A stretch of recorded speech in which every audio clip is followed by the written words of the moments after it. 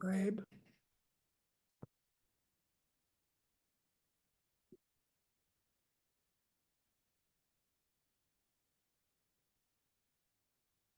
Ernie, Yes, Abe. do you have extra copies of back editions? Some I do, some I don't. So I do have. I do Like have, I have up to 12. so You have like 13, 14, 15? I'll have to check. Okay. I'll have to check.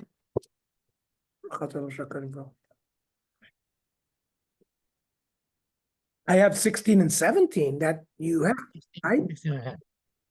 Right. 16 and a half, we're doing it now. So, right? I didn't look to see if there were more, but Yeah, there are. I think there are. There are a few extra. Okay, let me know.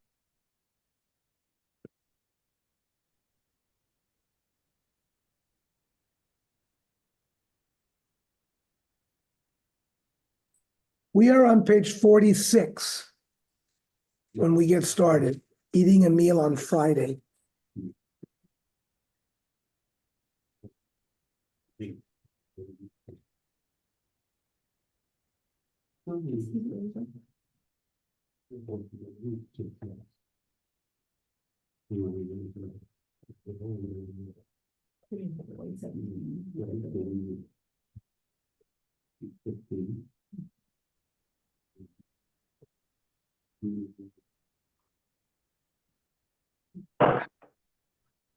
Hello. Hi, Mario. The troops are gathering. I said the troops are gathering. Yeah.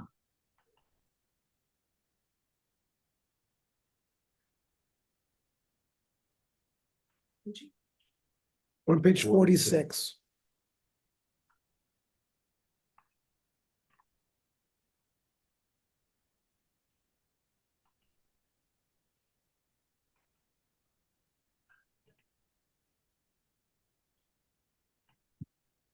Bernie, Yaakov. Okay.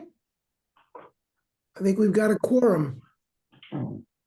Saul is at my house. Okay. doctors and friends. Okay. So we're still dealing with the preparations of Shabbos and halachas that are related to Erev Shabbos. Thus far, we have seen some of the ways in which properly observing Shabbos also influences the decisions that a person will make during the week, so as to avoid creating a situation of desecrating the Shabbos, like not traveling on certain days, and to assure that the needs of Shabbos will be in place. As part of the general goal to make Shabbos enjoyable and special, Chazal discussed whether a person must refrain from eating a large meal Friday afternoon and compromise his appetite for the Shabbos evening meal. This is very relevant in today's world. The young people have developed this minhag. I've seen it in Ranana by my son-in-law. They make like barbecues. You're talking a couple hours before candle lighting. Sushi, barbecue. I don't know where they get this from. Honestly, where did this come from? Because I'm sure we're gonna learn it, but we know you should have an appetite on Shabbos. I understand. I thought you were asking, where did that minhag come? So even by the way, in the valley, where I've spent some Shabboses, right, there was during COVID, a lot of the minyanim were done privately. And apparently the minhag of having some kind of like kiddush by Kabbalah Shabbos started at those minyanim. And to get the young people to come back to shul, at one of the minyans I attended in the valley, there was a very nice kiddush. There was no bread, but they had poppers and they had kiddush stuff by Kabbalah Shabbos. These are all new minhagim. When I say new, maybe post-COVID, or maybe the one in Ranana started like that too. So let's see halachically where this fits in. Masechta Psachim, the Tanya. Lo yoichel ad adam ba'arvei Shabbosos v'yamim tovim min mincha l'malo. Erev Shabbos, Erev Yontif, you should refrain from eating from mincha on. Now, our group has learned extensively. What does that mean? Is it mincha gedola, which is 30 minutes after chatzos? Is it mincha katana? Is it plaga mincha? All those are three different times that we're going to have to grapple with as to what the Gemara is talking about. Either way, what's the reason? Kadeshi kanis l'Shabbos geshu taiva. Like Chaim said, that you should, when you have a Shabbos meal Friday night, you should be able to eat it with gusto because you have a good appetite. Did Rabbi Yehuda? Rabbi Yossi, according to Rabbi Yossi, there is no such prohibition. You can eat all the way until it's dark. So, although it would seem that this prohibition to eat is only con Rabbi Yehuda, and we know the halacha follows Rabbi Yossi, because there's a statement in the Gemara that says Rabbi Yossi nimuko imo.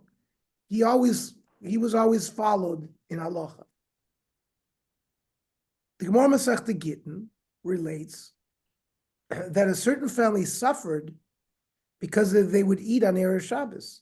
Amrav Chia Barav, Amrav Yechon, Shtei Mishpachot hayu b'Yerushalayim, Achad kaveh sudasa b'Shabbata, ve'achad kaveh sudasa b'Erev Shabbos. One had a big meal, of course, Friday night, and the other had its meal Erev Shabbos. U'shteim nekaru.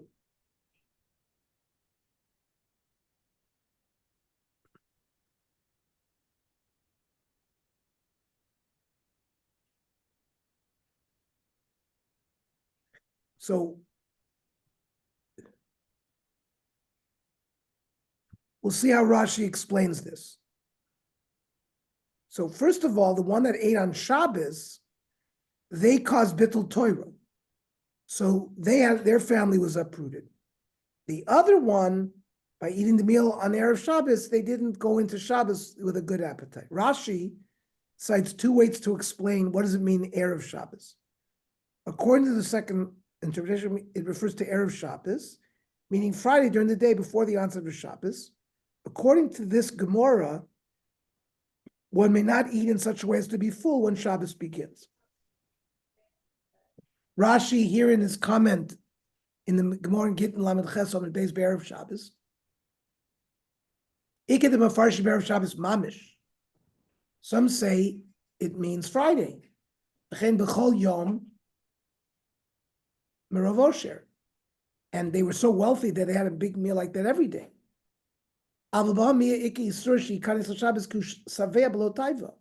Here, the issue is on Friday, you should not go into the Shabbos with your appetite sated. These sources do not spell exactly what kind of may be problematic, but it does not seem that a person is encouraged to fast every Erev Shabbos. According to the Rambam, describes three categories of eating and delineates the halachic status of each. Number one, asu likvua suda umishta b'erev Shabbos v'nei koved Shabbos. You can't do a feast or a wine feast because of koved Shabbos on Erev Shabbos. Muter lecho v'lishtos ad shetechsha. You are allowed to eat and drink until it's nightfall. You shouldn't sit down and have a meal from mincha and on. You want to go into Shabbos hungry. The Magid Mishnah explains the different categories in this formulation of the Rambam and their source. Nira Miloshin Rabbeinu, meaning the Rambam, Shasuda u'mishta she'ena noeg b'masachol, also lasos b'erev Shabbos. If you wouldn't have a meal at 3 o'clock or 4 o'clock in the afternoon on Monday through Thursday, it's prohibited to do it on Friday. The chol hayom b'chlal iser. It's the whole, and that prohibition extends over the whole day. V'ochiach kein mimeimer de Gittin. The Gemara in Gittin that talked about the family that ate on Friday, that's referring to that when you're Kovea Suda, which is not normally done during the week. V'lechol v'lishlos below Kvea Suda, to take a snack, not to sit down and be Kovea Suda, but to nash. Afilu Suda sheroge b'chol kol yomuter laschol. Even, even if it's less than a meal that you eat during the week, that's permitted all day. Umavur ken perkar ve'psochim, Rabbi Yosef, v'kbo suda shenag ba b'chol. Now, to have a meal that you normally have during the week, mitzvah limana mitesha shosel maso. First of all, we see that the time is mincha katana, 9.5 hours in the day. That's like 4 o'clock, 4:30, something like that. Lefishasover Rabbeinu Dafagav the Kaim like Rabbi Yossi, even though the law is like Rabbi Yossi, that normally the Omer Oichel V'Lachatchetechshach, that don't Dafka below Kviyasuda. That's only if you're not going to sit down and have a big meal. Kain near Lila das Rabbeinu V'Nochanu. This seems to be the approach of the Rambam, and it's correct. On the footnote number 36, the Maggid Mishnah also quotes 2 other interpretations of the Gemara. The first is the Rashba and the Ran, is that one is permitted to get a meal anytime on Friday, occasionally, but it's forbidden to do it so on a regular basis. The second is that of the Ravid, that one may not begin a meal anytime after midday, but really refers to mincha.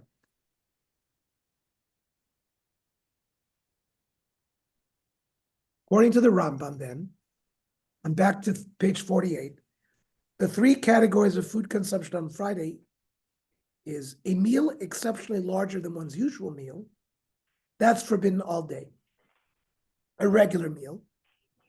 It's a mitzvah to refrain from a regular meal from the 9th halachic hour on Erev Shabbos. Snacks and a small meal, one may eat at any point of the day.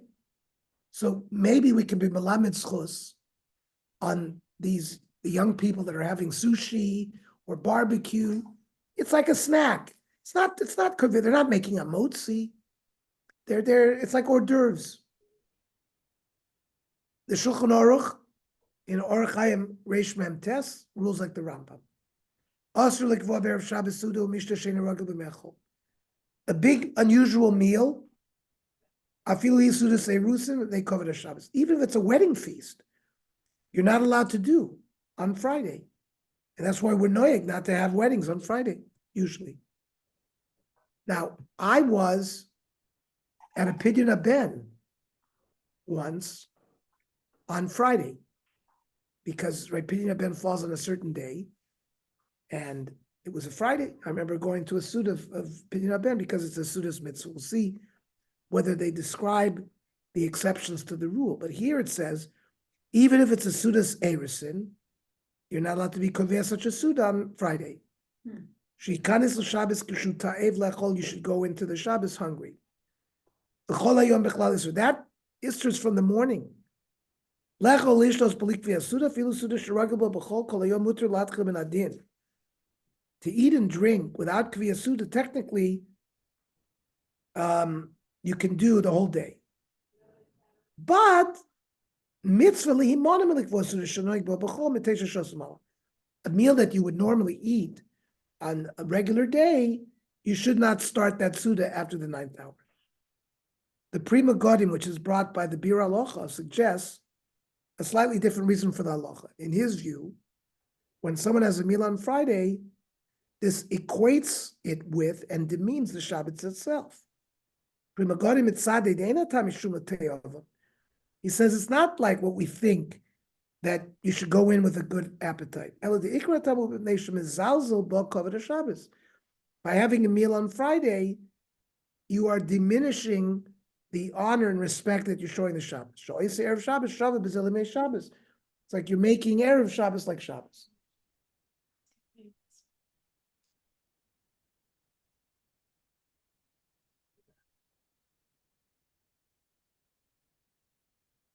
You're allowed to have breakfast.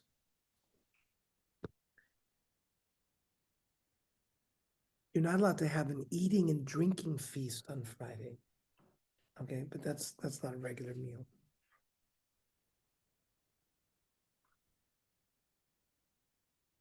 The Mogen Avram, Susie and I went out to breakfast to Pat's Cafe last Friday morning. Because we were off Thursday and Friday, July the 4th. I normally don't get a chance Ever. to go there. So we went for a breakfast. I think that falls into the category of A regular meal. it's a regular meal that you have during the week and is permitted. You just shouldn't start your meal after the 9 hours in the day. So I don't think that's a problem. The Mogen Avram, who brings Rabbeinu Hananel, offers a third reason, according to which eating a meal will detract one's attention from Shabbos preparation, something just more practical. The Shulchan Aruch records a custom of pious individual who fasted on Shabbos. The Yalkut Yosef also mentions this custom. The Mishnah Berurah writes that many Achronim frown upon this practice so that one will not feel weak when Shabbos begins. Kovod Shabbos, u'v'chidush Rashba, Kosam Shem Rabbeinu Hananel, shemitoch tirdas hasuda lo yisasku v'tzarchei Shabbos. Because you're busy eating Friday afternoon, or whatever, you're making a big meal Friday morning, it's going to take away from your Shabbos preparations. The Ramah notes that only a voluntary meal is restricted on Friday, but a Sudas mitzvah, here it comes, such as a bris milah or pidyon ben is permitted. Suda shezmana erev Shabbos, if the 8th day falls on Friday, kagon bris milah or pidyon ben mutter, kei nirali, v'chein aminek pashut. The Mishnah Berurah adds that even if a bris or pidyon ben are delayed and held after their ideal respective times, let's say the child was sick on the 8th day, and they moved it 2 weeks later. And whatever reason you want to do the bris, not everybody wants to do it Sunday. They want to do it Friday. You're allowed to do it, says the Mishnah Berurah. The accompanying Sudas mitzvah, even though you delayed the bris or the pidyon ben, may nonetheless be held on a Friday. But one should try, if possible, to have the meal in the morning, not in the afternoon. Bris milah, afilu im ena b'shmini l'leidaso, k'kod shayachola b'shmini v'nitchas b'kol makom, mikri zmano. And kavua the kol shaita v'shaita zmanehu. Anytime after the 8th day, that's the time of the bris. Also anicho orel afilu yom echad. You shouldn't leave a child uncircumcised even 1 day. V'chein b'pidyon ben. Even if it's after 30 days.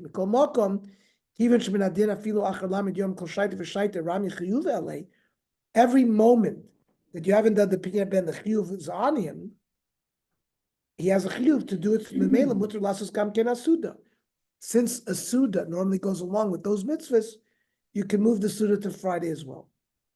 The gam kein sudas mitzvah, it's not a sudas rishus. It's a suda that's celebrating a mitzvah.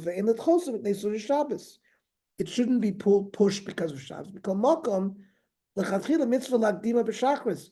He says lechatchila, but you could do it Friday afternoon. Lechatchila, you should do it in the morning.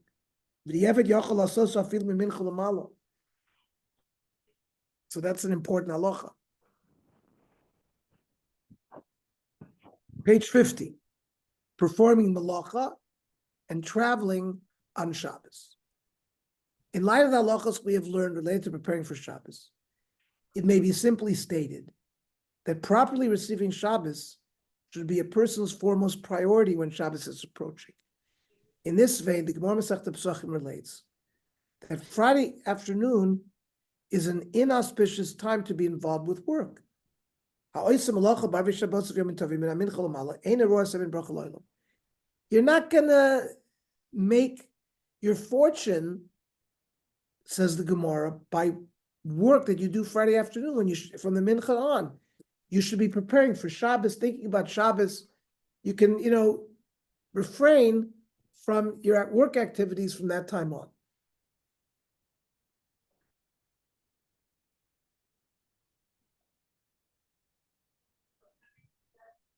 Rishonim debate the exact time that this brisa references to. Remember, mincha, like we discussed before, is Mincha Gedola, half hour after midday to 9.5 hours. And Mincha Katana is from 9.5 hours on. According to Mordechai, this Barais indicates that one may not perform Malacha even from Mincha Gedola, 12.5 hours. Soifrim shekoisrim b'shvil schirus. You have a soifer who is being hired to write a Sefer Torah.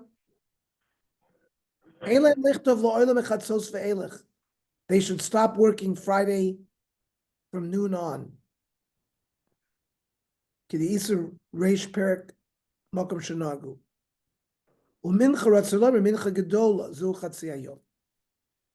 Beis Yosef cites Rav Leo Mizrahi, who was a commentary on Rashi, so he's a Rishon, who says no. Moranan Rav Leo Mizrahi nire shaya goris b'divrei Rashi min hamincha teshos u'mechza. That it's 9.5 hours, like the same halacha that we learned regarding when you should not eat after. When the Shulchan Aruch codified this law in Reish Nun Aleph Orach Chaim,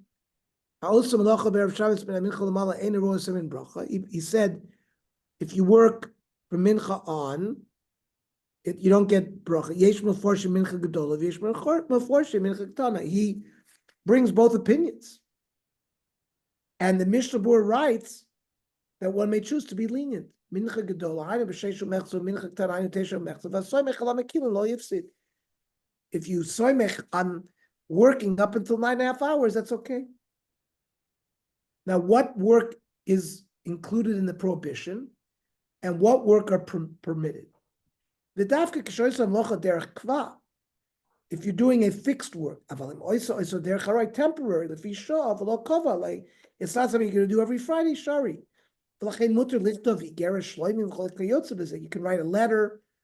I guess that means today you could do your email, right? That would be something personal, like writing personal letters, is what the Ramah referred to. That would be permitted.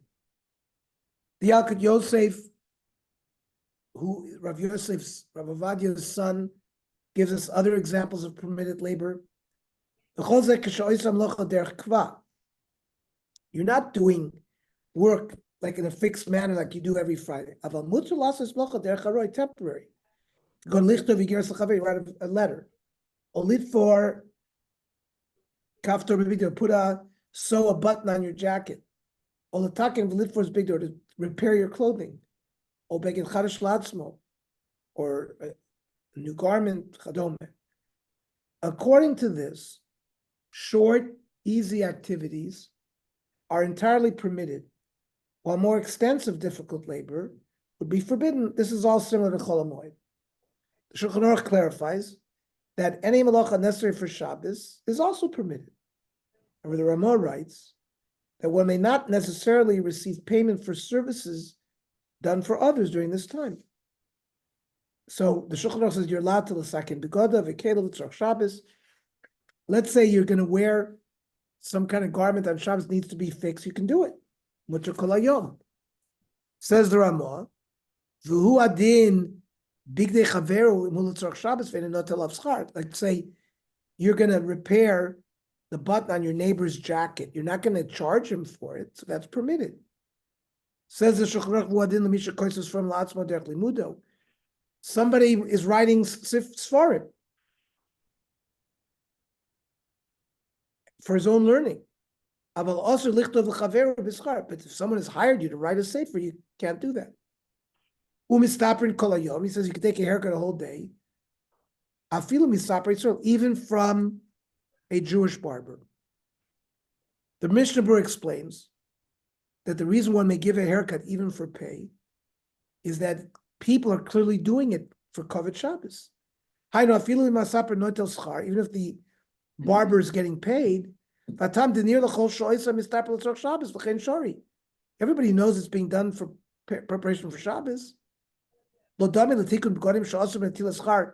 It's not comparable to fixing a garment by being paid for it.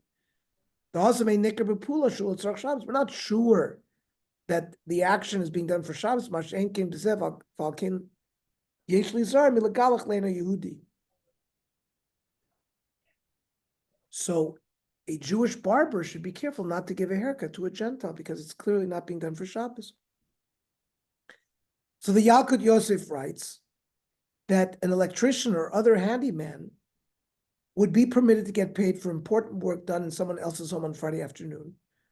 Like the plumber, the toilet's overflowing, the water doesn't work, electricity went out. You can't have Shabbos without these things. So a Jewish craftsman who comes over could be paid. Can you engage in business or open a store Friday afternoon? The Mishnah writes that this is also permitted. Evidently, even if the store is selling goods which are not specifically needed for Shabbos. Doing business, shari. We call mashma magmor dizman skirs achanios who call zman alokas oneres. But you've got to close the store before lighting candles. Although the Shulchan Aruch HaRav, the Pri Megadim and other Achronim are strict, Rav Eliezer Melamed affirms the lenient opinion about keeping your business open. He cautions, however, that one should make sure to leave enough time to be ready for the Shabbos after returning home. Doing business is not also you can sell things in your store. You should close your store at least 30 minutes before Shabbos. He has to be able to wash and to get dressed for Shabbos. Finally, it should be noted that aside from the circumstances listed above, the Mishnah Berurah adds some other guidelines for which labor may be permitted on Friday afternoon. He notes that any activities that are permitted Chol HaMoed are permitted Friday afternoon as well. And accordingly, this permits cases of financial loss. For example, one may lose his job if it does not work then, or other financial difficulties. So there's more room to be lenient because of that psak. What about traveling on Erev Shabbos? Susie, you and I got into trouble once. We went during COVID to the Grand Canyon. And we were coming back Friday, but like early in the morning, 8 in the morning. We weren't coming back to Los Angeles, we were going back to Las Vegas. At 11 o'clock, the highway closed. And it was closed for hours. There was a shooting, there was some kind of police activity. Thousands of cars in the highway. We got out of the car, we were having and we were making plans. What are we going to do? And we said we can never travel on Friday again. Finally, by 1 o'clock, it opened up, and we made it to Las Vegas in time. But that's what is going on here with traveling on Erev Shabbos. We left LA for San Diego. And from the minute we got on the freeway, it was bumper to bumper. And then the cars were stopped. Well, we got up, and we got off. We pulled off on the side, got a soda or something, and other people were pulling off. We figured maybe it's an accident, wait till it clears. When we got back on the highway, it was that way all the way to San Diego. I was already looking for a Motel 6. Susie and I also once came back on a Friday when we were going to San Diego and rush hour traffic, and we figured we went back. We went back home. Okay, Chazal instituted guidelines regarding how far one may travel on Friday before Shabbos. According to the Gemara, one may not walk more than 3 parsas, approximately 12 kilometer on Friday. 7.5 miles. Yes, San Diego's got the question. Amar Evo Mishra Lezer Rab Tzadok. Ayalich Adam Bari Shabbos is Yoter Megimel Parsos. Person shouldn't travel somewhere by foot more than 3 parsos. The Shulchan Aruch codifies this as the halacha. However, the reason given is to ensure that the traveler has sufficient time to prepare food for himself for Shabbos. Even if he's returning home or staying with others for Shabbos, sufficient time is needed after his arrival for them to prepare food for him. Thus, the Shulchan Aruch notes that if his family or the host was aware of his arrival beforehand, then he may travel farther than 3 parsios. Says the Shulchan Aruch, "Ein olchim be'erev Shabbos yoser megimel parsos." If you're traveling by foot, you shouldn't go more than 7.5 miles. Kedei she'igal beso ba'ora yom gadol. You will arrive to wherever you're going while the day is still full. V'yuchal la'achin tzarchei suda l'Shabbos. You'll have enough time to prepare for Shabbos. Bein shohoilech lebeis acherim. Bein shohoilech, even if he's going to guest, he's going to be a guest at somebody else's house or to his own house. Im shalach lo hidim shu hoilech sham l'Shabbos. Now, if he sent word in advance, he's going to be there. Mutter leilech kama parsos b'chol gavna. You can travel even more. Today, due to modern communication, the host family will almost always be aware of the individual's arrival beforehand. And the guest arrival is not necessary for the host to prepare appropriately. For this reason, it's acceptable today to travel much further distances on Friday, as noted in the Shmir Shabbos Kilchasa. In addition, Rav Neuwirth notes that if the family is accustomed to preparing extra food for Shabbos, which is often the case today, such that there will also be enough for additional guests, the restriction on Friday travel doesn't apply at all. You can't walk more than 7.5 miles, even from the morning. This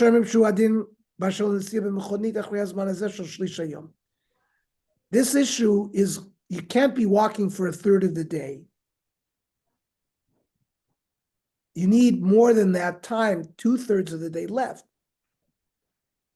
And some say that if you're traveling by car, also, you shouldn't travel by car if it's going to use up more than 1/3 of the day. Right? Some hold that one may not travel in a car on Friday for longer than 1/3 of the daytime hours. For example, if there are 12 hours from sunrise to sunset, one may not drive for more than 4 hours to ensure that one arrives at his destination per for Shabbos in time. So he'll arrive wherever he's going while there's still a lot of time. Now the Shmir Shabbos qualifies. They weren't aware that he was coming, and therefore they weren't preparing for him. If they've been informed that he's coming, mutter lalechas afilu derech harucha, he can travel much longer. If wherever he's going for Shabbos, there's going to be a lot of extra food, and they don't have to prepare more food for the guest, we don't have to be worried about the distance travel. The Mishnah Berurah already writes that some poskim permit traveling more than 3 parsos by carriage on Friday, since one can cover much more distance that way than on foot, and certainly the same would apply to driving. In addition, he writes further that in his time, people prepared plenty of food for Shabbos, and for this reason, travelers were generally not careful to travel less than 3 parsos on Friday. He does write in the continuation of this passage that one must be careful to leave enough time to arrive before Shabbos. I mean, Yes. one can travel nowadays on Erev Shabbos from the Far East to Los Angeles and still be in time for Shabbos. Yeah, because you arrive Friday morning. Yeah, That's not a problem. even if you leave Friday morning there. Correct. That's just because of the dateline and because of Yeah. But it's funny because at certain point, you have, after you're flying like 6 or 7 hours, in your mind, you're already almost in Shabbos, but you're not because the date changes. because the date changed. Exactly. Wow.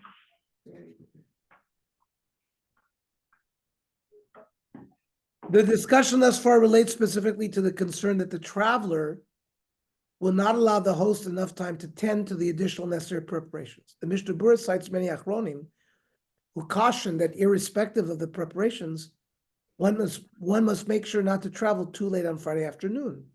The poskim write that a person should arrange his travel plans on Friday carefully to ensure that he doesn't come to violate Shabbos.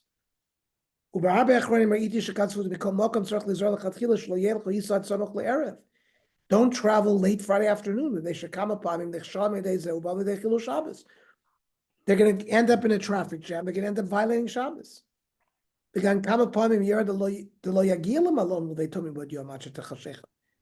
won't make it because of traffic getting where they want to go.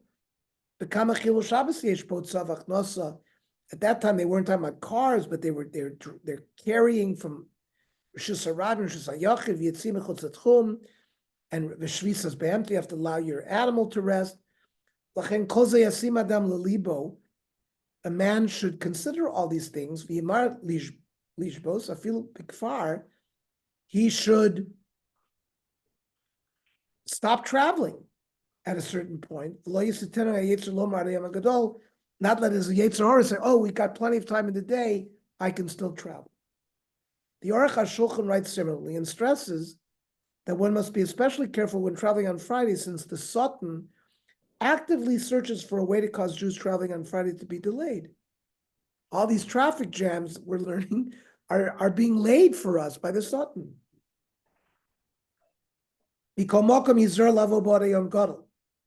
Person should arrive with plenty of time. The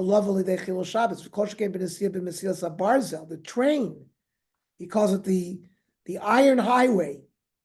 Right? The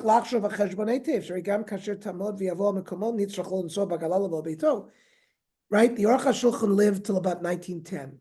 They had trains. He understood that you ought to have to calculate, once you got to the train station, you have to go from the train station by wagon to wherever you're going. That's what he means here. If the train is going to arrive so close to Shkia, he should get off the train in the previous stop and go into a motel there. Says the Aruch HaShulchan, the Sultan is very busy Erev Shabbos, laying traps. He's going to get double payment. The Yemin like you say Shabbos Kodesh lo mechalech chas v'sholom. He should be from those that sanctify Shabbos and not the opposite chas v'sholom. The Shmir Shabbos Kilchosa writes that a person must plan his Friday travels, considering the possibility of unexpected delays such as extra traffic. You could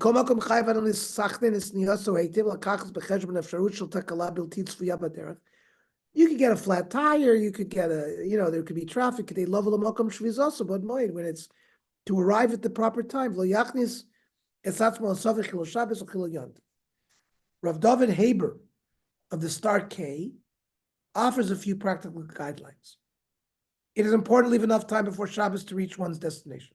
When traveling long distances, one should ideally travel early in the week or no later than Thursday. If this is not possible, then one should not schedule a trip, whether by car, bus, or train, if one would arrive at the destination too close to Shabbos. Ideally, set aside double the amount of time it normally takes for Friday travel and take into account a possible bus or rail mechanical delay or a highway traffic jam with traffic at a standstill and no good alternate route. These occurrences are unfortunately quite common and will lead to possible Chilul Shabbos and cause unnecessary stress. These occurrences are unfortunately, leave enough time, especially before holiday weekends, if inclement weather is forecasted, or if there's a major construction en route. Similarly, one should not take the last pre-Shabbos flight, the last Friday afternoon flight that reaches one destination before Shabbos, or flights that arrive too close to Shabbos. Traveling too close to Shabbos to work a few more hours or save some money with a more economical flight is not the correct thing to do. So in the footnotes, in traveling by car, one should ideally plan for double the time it usually takes. Likewise, one should calculate the arrival time of a flight on Friday while taking into account potential delays. If delays prevent one from reaching the intended destination before Shabbos, the halacha of whether one may continue traveling is extremely complex. and depends upon numerous factors that are beyond the purview of the shiur. Ideally, one should consult with a rabbinic authority as soon as possible to plan a viable course of action. Some insights into this question, there's an article on the Star K website, and it lists Rav Avram Ort, Sefer Yoshev Oyel, that focuses entirely on this question. Rav Ort was a student of Rav Moshe Feinstein. They also cite halachas of the traveler, Rav Daniel Epstein. Okay, let's close with a machshava. We learned above that one should follow the example of Shammai and designate the finest food that one purchases as being for Shabbos. As noted in the introductory page above the shiur is dedicated in memory of Yosef Newman. Yosef, a resident of Ramat Beit Shemesh, an avid follower of the English Tzurba M'Rabanan, exemplified the Erev Shabbos Jew. In his own home, he constantly worked on improving the quality of his Erev Shabbos, being careful about Friday outings, being personally involved in the Shabbos preparations, and always working on maintaining a peaceful environment at the home were great priorities for him. May the study and performance of this mitzvah by others serve as a merit for his soul. A number of achronim, including the Shulchan Aruch, Harav, and the Chidah, writes that this idea applies not only to the purchase of food, but also to all other preparations that one does for Shabbos. Tov lomar kol davar shekona zeh lichvot Shabbos. When you buy something during the week, you should say, "Oh, this is for Shabbos." Anything he does well, or he prepares nicely, you should think, oh, you should say this should be for Shabbos. The Mor Be'etzba, which is the Chidah, whatever you do on Friday, the preparations, the washing, the clothing, Yomer Befiv, he should say openly with his mouth, L'kovet Shabbos.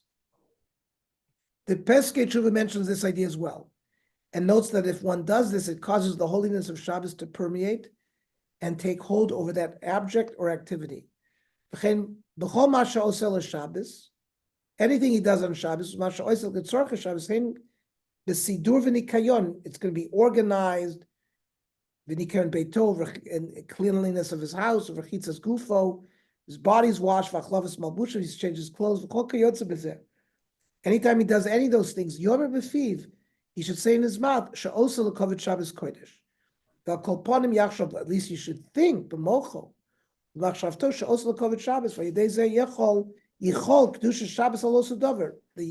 the Kedusha of Shabbos will fall onto these things. You should say L'chovet Yontiv.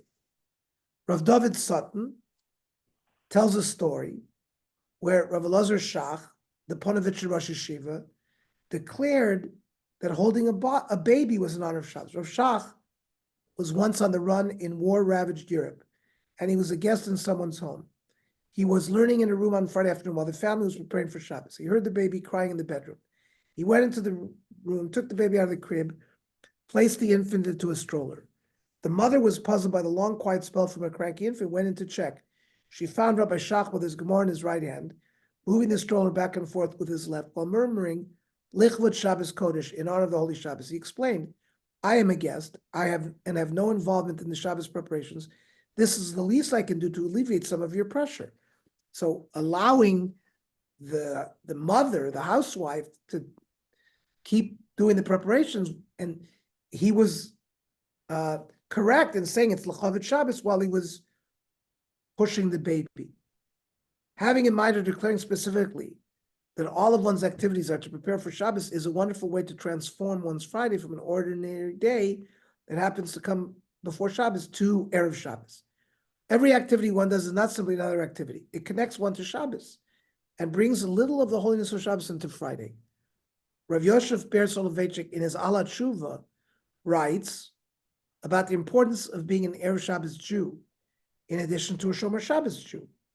True, there are Jews in America, this is on the Tshuva, there are Jews in America who observe Shabbos, but it is not for Shabbos that my heart aches.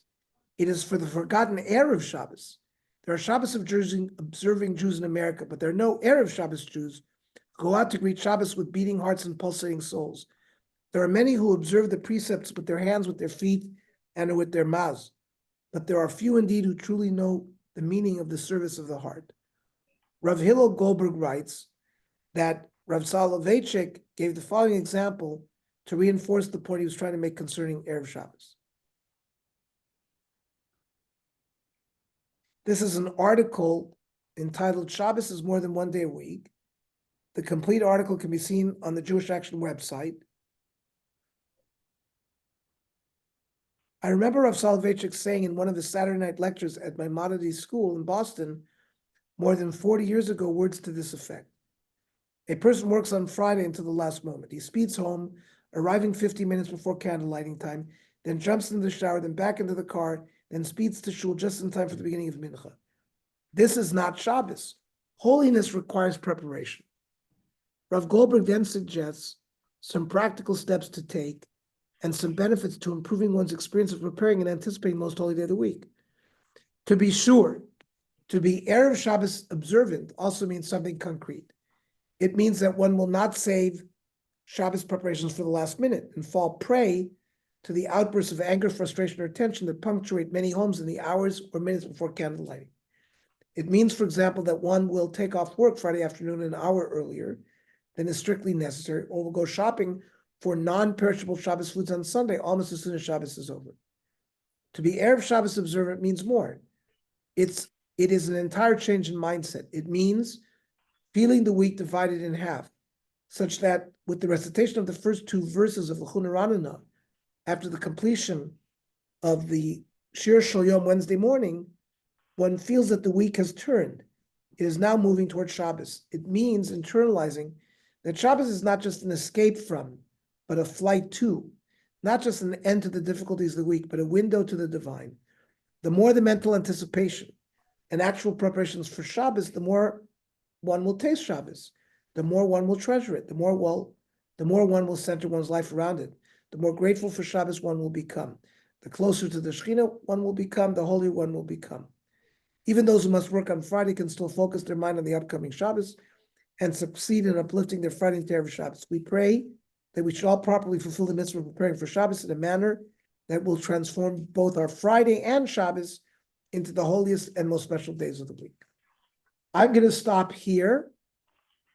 So already we started this year talking about people are now doing barbecues before Mincha on Shabbos. What do you say now? I don't know where this came from. These things. Well, I found a limud zchus in the sense that it's not a kviyah suda. It's like appetizer, like a smorgasbord. They're not sitting down. It's not kviyah suda. So technically, the halach is you can't be kviyah suda after 9 hours in the day. That's what came out tonight. Yeah, but I mean, seriously, some of the barbecue. Really, a hot dog, a hamburger, it's already quite a bit of food. Yeah, it's from a concept of going in, that means that's the nafka mina in what we said the reasons behind it is. If it has to do with not filling yourself up, then you shouldn't, you're going to fill yourself up. We said there were some other reasons for it, for stopping, maybe you wouldn't have that issue. But if according to the Svara, that it's to go in with an empty stomach, it's a problem. Mhm. Yep. Okay, next week. Okay, so next week is a hiatus, but the following week we'll be back, God willing, 2 weeks from now. We'll continue with Hadlakas HaNeros.